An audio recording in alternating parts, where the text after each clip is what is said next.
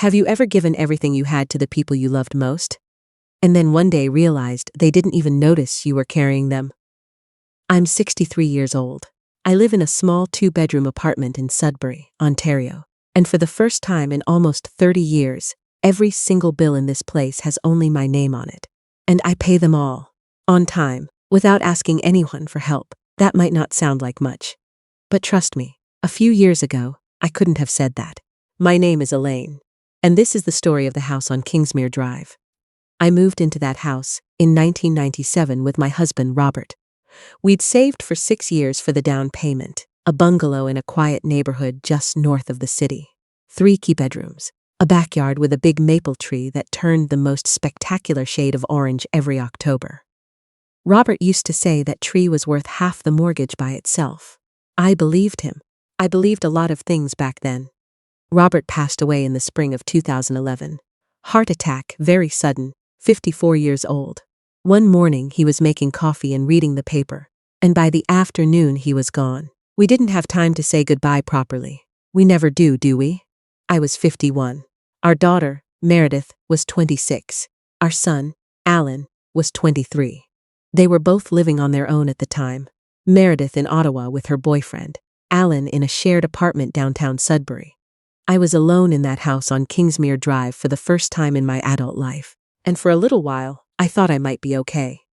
Robert had a modest life insurance policy. Not a fortune, but enough that I didn't have to panic right away. I kept working.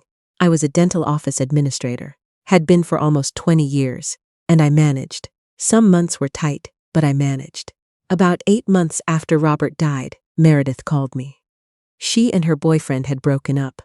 She'd lost her apartment lease. Could she come home for a little while? Just until she got back on her feet. What was I going to say? She was my daughter. She was heartbroken. The bedroom was sitting empty. She moved in January of 2012, and I told myself it would be a few months. By Christmas we'd figure something out. Alan called in March of that same year. His roommates were moving out. He couldn't afford the place alone, and could he stay too? Just for the summers? Of course, I said. Of course. The house on Kingsmere Drive went from 1 person to 3 overnight. I didn't ask them to contribute to the mortgage. I thought, they're getting back on their feet. They need a moment. I can carry this a little longer. I was their mother. That's what mothers do. I told myself that so many times it stopped sounding like a choice and started sounding like a fact. The first year, I didn't track anything very carefully. I just paid. Mortgage, property taxes, home insurance, hydro, natural gas, internet, the water bill. The landline I kept because my mother was elderly and insisted on calling a landline. I paid for the groceries most weeks. When something broke, the furnace filter, the kitchen faucet, the bathroom exhaust fan, I either fixed it or called someone who could. Meredith got a new job at a government office in Sudbury that summer. A good job, actually, with benefits. I was happy for her. She bought a car. A Hyundai Santa Fe Silver. I remember thinking, good for her. She needs reliable transportation. Alan found steady work at a logistics company by autumn. Good pay, decent hours. He bought himself a new laptop and a very expensive gaming setup for his room, which I thought was perhaps unnecessary, but it was his money and his business. Neither of them mentioned the bills. I didn't either. I kept waiting for one of them to bring it up, to say, Mom, we should talk about expenses. We should figure out a fair arrangement. It felt awkward to raise myself. I didn't want them to feel unwelcome. I didn't want to be the kind of mother who charged her children rent. So I said nothing, and the months kept going. By 2014, Meredith had started dating a man named Douglas. He was pleasant enough. A project manager for a construction firm. Well-dressed, confident, in a way that sometimes tipped over into something else. He started spending weekends at the house. Then some weeknights. Then, one evening over dinner, Meredith asked if Douglas could move in with us. I want to be honest, my stomach dropped when she asked, but she looked so happy. And Douglas smiled at me from across the table with that easy practiced smile of his, and I thought, she's 30 years old. This is serious. What am I going to do, say no? I said yes. I said, as long as we make it work as a household. We never defined what that meant. I should have defined what that meant. Douglas moved in with 3 boxes and a bicycle. and a coffee maker he was very particular about. He also moved in without any apparent understanding that the roof over his head cost money every month. He never offered. Not once. I've thought about this so many times since then. How does an adult person move into someone else's home and not ask about expenses? How does that conversation never happen? I used to tell myself that maybe he assumed Meredith was handling it with me privately. Or maybe he thought I was doing fine financially and didn't need the help. I've run through 100 explanations. The honest answer, I think, is that it was just easier for him not to ask. And easier for Meredith to let him not ask. And easiest of all for Alan, who had been there longer and had never been asked either, to simply continue as he was. Nobody was doing it out of malice. I want to believe that. But when I look back now, I think about how much I was carrying, and I realize that not asking is its own kind of answer. By 2016, I was 56 years old and paying the mortgage on a 3-bedroom home where 4 adults lived. The gas bill had gone up substantially because the house was now full from morning to night. The hydro bill was eye-watering. Douglas liked the house very warm in winter and very cool in summer, and he was not shy about adjusting the thermostat. I started doing the grocery shopping in a way I can only describe as strategic. I watched the flyers. I drove to the no frills instead of the metro. I bought the store brand for everything I could get away with. I told myself I was just being practical. I was covering a household of 4 adults on 1 salary, and I was telling myself I was just being practical. My friend Joanne, we've been friends since high school. She's been my sanity for 40 years. She came over for tea one afternoon, and I made the mistake of being honest with her. I told her what I'd been paying. The full picture. The mortgage, the utilities, the groceries, the property tax. She set her mug down and looked at me for a long moment. "Elaine," she said, "do they know what you're paying?" I said I hadn't exactly told them. She said, "They know what they're not paying." I didn't sleep well that night. I did try to say something. I want to be clear about that, because I know some people will think, well, why didn't she just speak up? And I understand that. I've asked myself the same thing. In the spring of 2017, I sat down with Meredith and Alan at the kitchen table on a Saturday morning while Douglas was out. I'd written out our household expenses on a notepad. Total monthly costs. I slid it across the table. Meredith looked at it and said, "Mom, I didn't realize it was that much." She sounded genuinely surprised. Maybe she was. Alan said, "Why didn't you say something sooner?" I didn't know how to answer that. I said, "I'm saying something now." Meredith said they would figure something out. She squeezed my hand. She said she loved me and she knew I'd always done so much for them. They said they'd talk about it. A few weeks went by. A month. I didn't bring it up again. I felt like I'd already been too much trouble, like I'd made the conversation uncomfortable, and the least I could do was not press it. Another month went by. And then summer came, and the air conditioning bills arrived, and I paid those too. I never saw a dollar from either of them. I retired in 2018.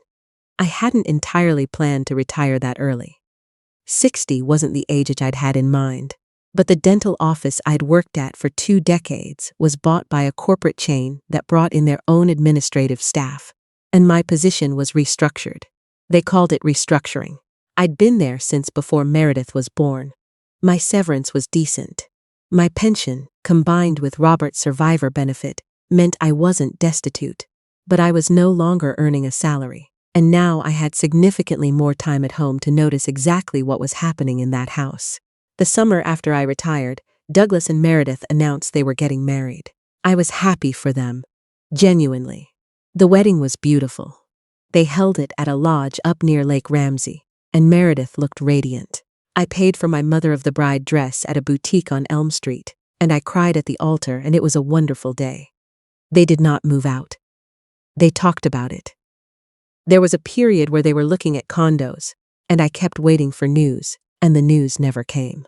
Douglas's contract at work changed. There were some complications, and then Meredith said they'd decided to wait a bit. Save more money first. I nodded. I said that was sensible. I went home and paid the September mortgage payment. Alan met a woman named Britt in 2019. I liked Britt immediately. She was funny and practical, and she called me Elaine right away. instead of Mrs. Holloway, which I appreciated. They dated for about a year, and then Britt moved in too. That made 5 of us. I want to pause here, because I know what this sounds like from the outside. It sounds like I had no spine. It sounds like I allowed this to happen to myself, and I've had to make peace with the fact that there's some truth in that. I was lonely after Robert died. I was afraid that if I drew a hard line, my children would feel unwelcome in their own family home, that I'd damage something irreparable, that I'd be alone in a way that was worse than being financially stretched. What I didn't understand then, and what I understand very clearly now, is that a home is not the same as a family. You can love your children completely and still need them to be accountable adults. Those two things are not in conflict. But I didn't know how to live that truth, so I kept paying.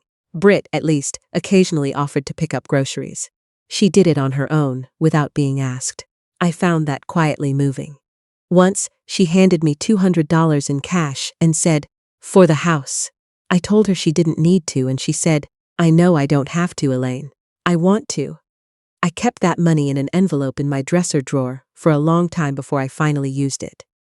Alan, for all that I love him, never quite managed that same instinct on his own. By 2021, I was 61 years old, and the mortgage on Kingsmere Drive was in its 24th year. The outstanding balance was manageable. Robert and I had been diligent about paying it down. But I had refinanced once to replace the furnace and the roof, so there were still years left on it. The property taxes in our neighborhood had gone up considerably. My pension, Robert's survivor benefit, and my RRSP withdrawals were all accounted for, and each month I sat at the kitchen table with my notebook and my calculator. And I made the numbers work by being very, very careful. 5 adults lived in that house. 2 of them were married professionals. One had a full-time logistics job.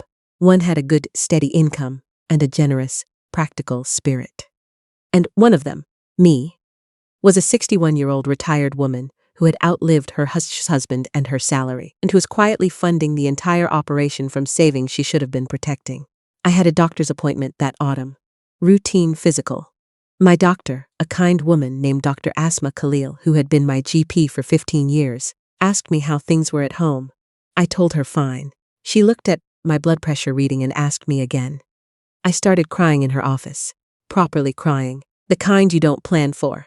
I told her the whole thing. She listened. When I finished, she handed me a tissue and said, very gently, "Elaine, at what point does taking care of them become not taking care of yourself?" I drove home and sat in my car in the driveway for 20 minutes before I went inside. There is a moment, and I think anyone who has ever reached their limit knows what I mean, when something just stops. Not dramatically. Not with an argument or a scene or a confrontation. It just goes quiet inside. Like a light switching off. For me, that moment came on a Tuesday evening in February of 2022. I had spent the afternoon on the phone with the property tax office because there was a discrepancy in our assessment. And after that, I'd called the home insurance company because our renewal rate had jumped 12% and I wanted to discuss our options. Then, I made dinner for 5 people. Then I washed up because it was my night to wash up according to a chore rotation that Meredith had organized 2 years prior and had largely stopped following. Douglas came into the kitchen while I was doing the dishes. He was looking at his phone. He said, not really to me, but in the general direction of me, "Did you deal with the internet bill? I got a notification." I said yes, I had. He said, "Cool," and walked out. I stood there with my hands in the soapy water and looked out the kitchen window at the dark backyard. The maple tree was bare. There was ice on the back step that nobody had salted, and I thought, I am done. I did not make any sudden moves. That's not who I am. I called Joanne first. I told her I'd made a decision and I needed her to help me think through it properly. She came over the next afternoon with a box of Tim Hortons Timbits and sat with me at the kitchen table. Everyone else was at work, and we went through the whole thing piece by piece.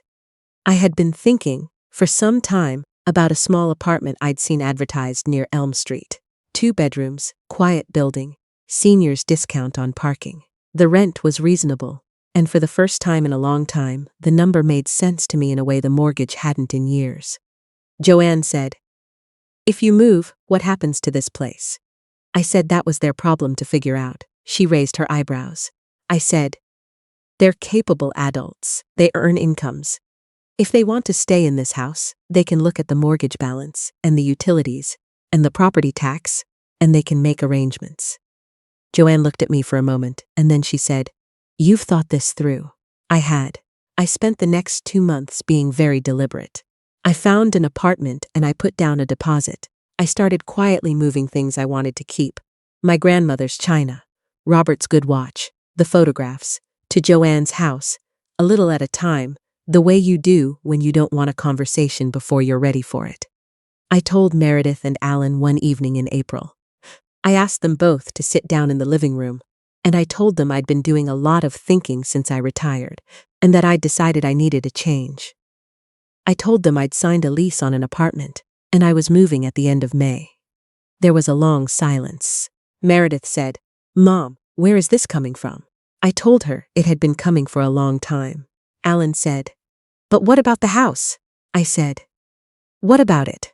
He said, I mean, what are we supposed to do?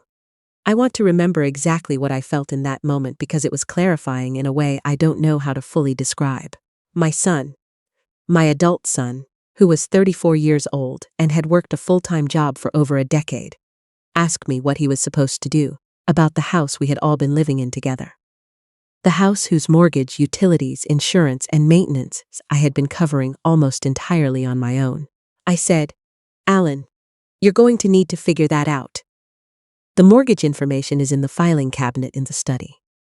The utility accounts are all in my name, so you'll need to transfer those. I'll give you the account numbers. He looked at me like I'd spoken in a language he didn't recognize. Douglas, sitting across the room, cleared his throat. He said, Elaine, I think we all assumed you were comfortable managing the house. I said, did any of you ever ask? Nobody answered. I moved on a Saturday in late May. Joanne and her husband helped. Her husband, a retired electrician named Glenn, carried boxes without saying much, which was exactly the kind of help I needed. As I was loading the last few things into Glenn's truck, Alan came outside.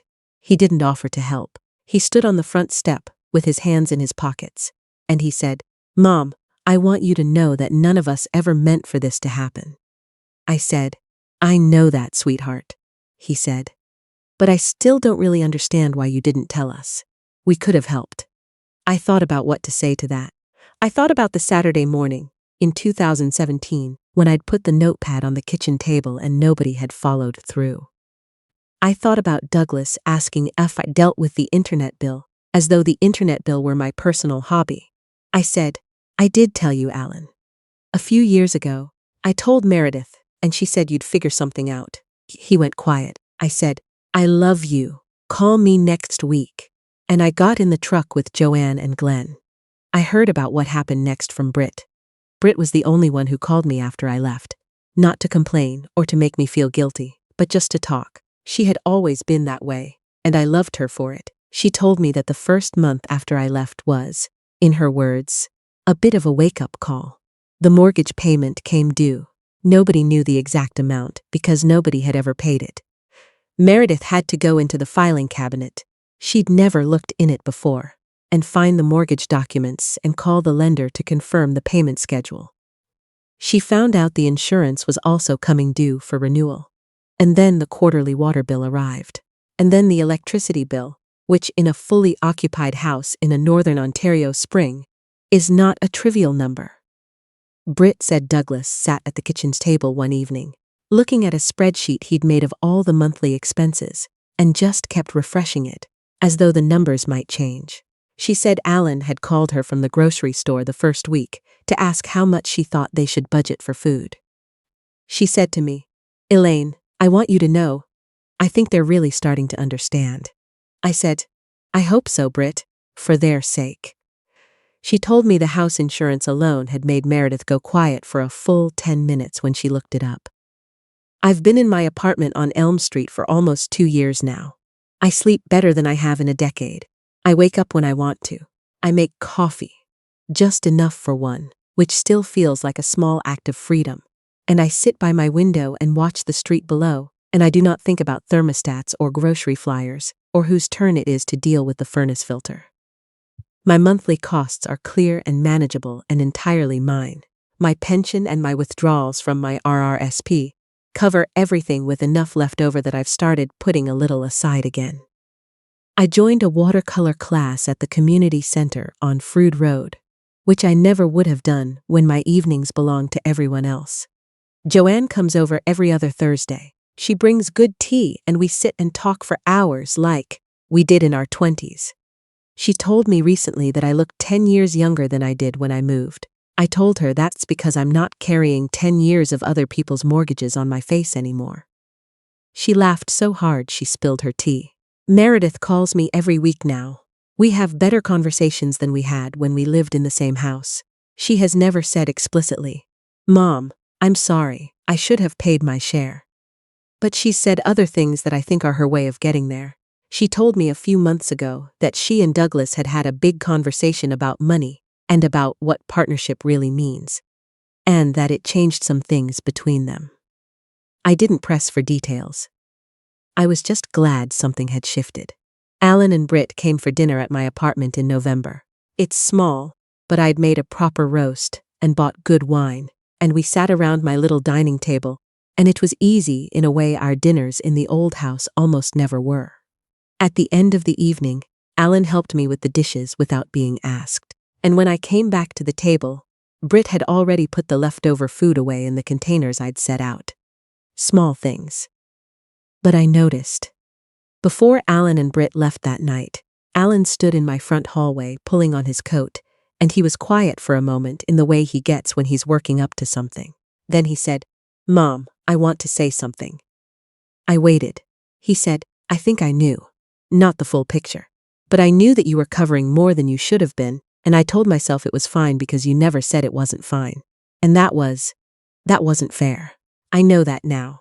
I stood in my own hallway in my own apartment and I looked at my son, who is 35 years old and still has his father's eyes, and I felt something loosen in my chest that I hadn't realized had been tight. I said, "Thank you for saying that." He hugged me. A real hug. The kind where neither of us let go right away.